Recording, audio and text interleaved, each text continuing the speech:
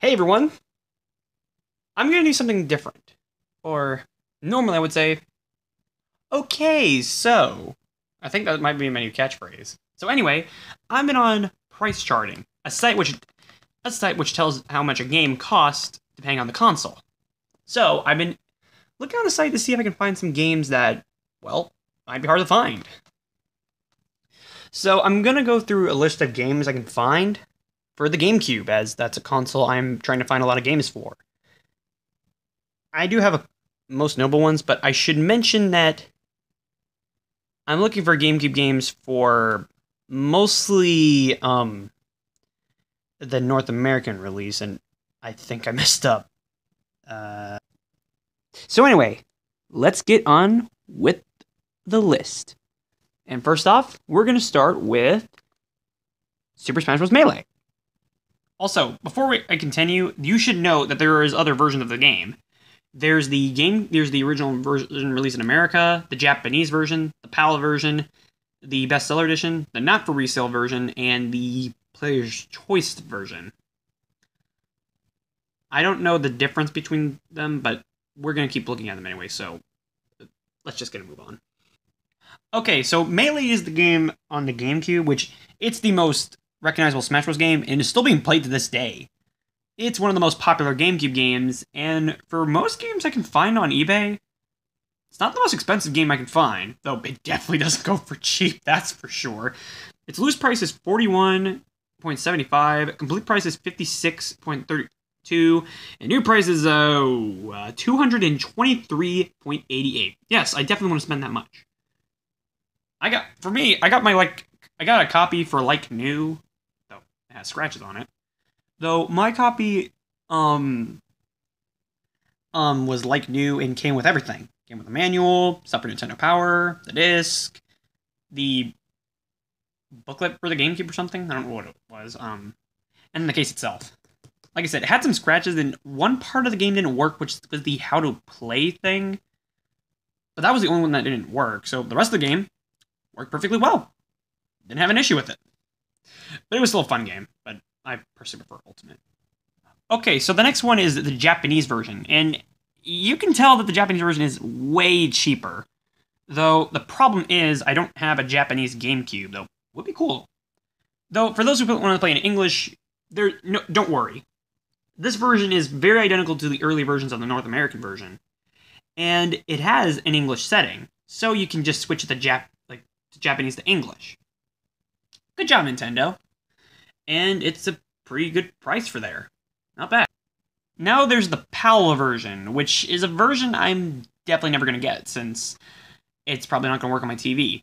From what I can understand, I've heard that there are issues with playing the PAL version, since the screen will go like or something, like keep doing those weird things. But if you do get the PAL version and get a TV for it, it should be noted that this version actually had some differences to the characters themselves, meaning they played differently. That's pretty crazy. Plus, it also supported progressive scan, maybe? I think? I'm not 100% sure. But regardless, that is pretty cool. Okay, so here's a version I'm not more... Hang on. Here's a version I'm not more familiar with, which was the not for resale version. Loose price is $50, complete price is $55, and the new price is $535.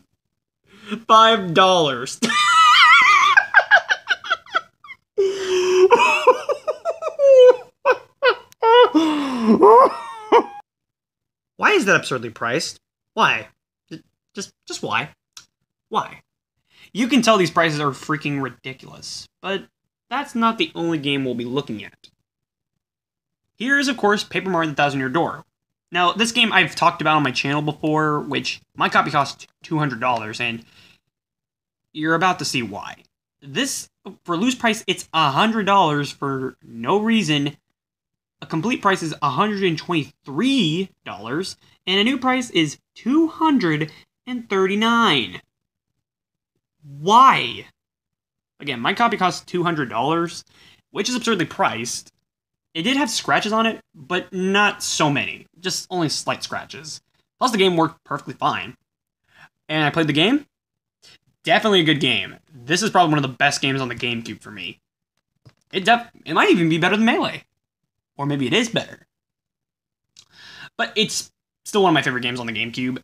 Definitely a must-buy for collectors who do like the Paper Mario games. And this is said to be the best game in the series. And I'm not gonna lie, it's pretty good. Not bad. Okay, so this is Mario Kart Double Dash Special Edition. Now, we're gonna look at the other version, but this is the version I actually got, luckily. I didn't even expect to get this version. For those who don't know, like I've mentioned in a video before, if you pre-ordered Mario Kart Double Dash when it was released, you get a free bonus disc with some demos in it. Which is pretty cool, actually. Unfortunately, the games obviously are very expensive nowadays, but though if you were able to get them, good job. I'm currently working on to get most GameCube games I can find. Though if there are some cheap GameCube games I can find somewhere, please let me know, because that would be pretty cool. So this version I got luckily for $130, though I've mentioned, I think in this video before, it was a like-new copy, which, in other terms, actually, it was a brand new sealed copy. So that was actually pretty cool. So I basically paid a price like that. Like, why is that so absurdly priced? Also, I'm gonna keep moving around things around, so if you do notice me doing that, I'm sorry. But of course, wait a minute. Hang on. Okay, so I didn't show this earlier, but here's what it used to cost at some point. $600.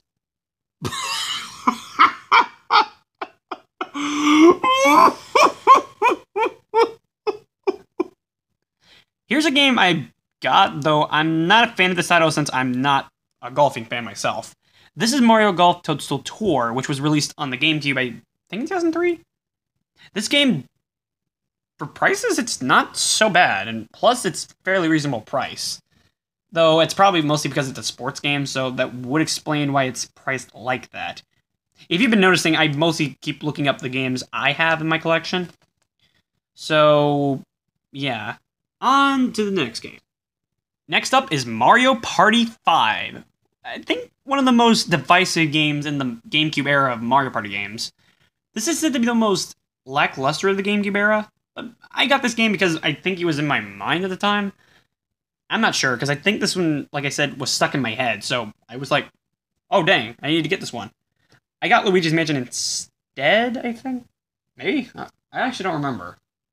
I know it was another Mario game, but from what I can remember, though, I got that game instead of this one, since there was a like-new copy, a very good copy that was $65. But guess what? It didn't happen. It didn't work. But thankfully, months later, I got this game finally, and it cost me $100. Yay! It was still worth it. And then I got Mario Golf Toadstool Tour with it, since I used my allowance to get it. And I actually got this game much earlier than I expected. The game didn't have any scratches, but had paint chipping. But the game worked perfectly fine. It's a standard Mario Party game, so if you want to get any Mario Party game, I mean, that's completely fine with you. Okay, so this is Soul Calibur 2 for the GameCube, which is a game I got on the system, mostly because I got interested in the series, because my friend Gunnar, he loves the series. One of his favorite series. He has two versions of the game, the Xbox version and the PS2 version, which the Xbox version has Spawn and the PS2 version has Heihachi. The GameCube version, the one I own, and it has a link from, well, Zelda.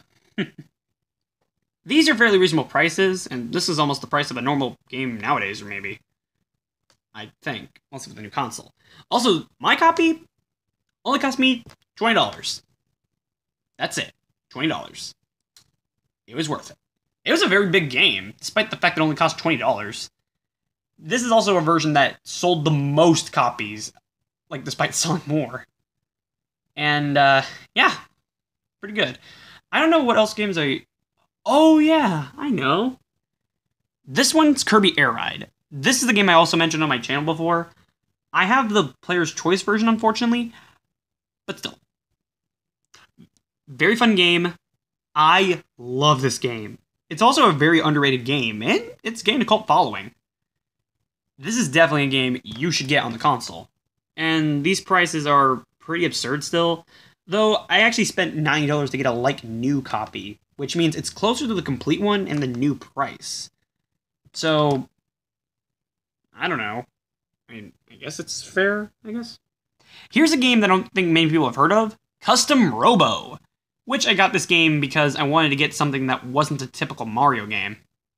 This game costs a decent amount of prices, and yeah, new prices is still ridiculously high.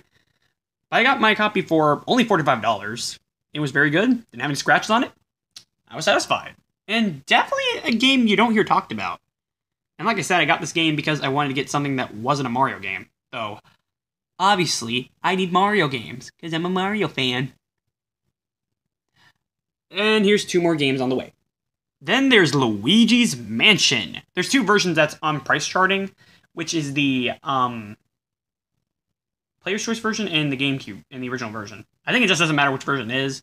The black label is going to cost you a lot more, though it's not even that expensive. Still pretty pricey, but not absurdly priced. Mostly because I think the 3DS version is released too.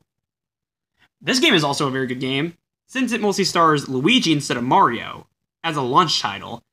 That is pretty cool that it doesn't like have Mario as the main character. It's a pretty good game. I haven't played this in a while, and when I picked it up again, it was pretty fun. Definitely a game I'm not into as much, but definitely a worthwhile title.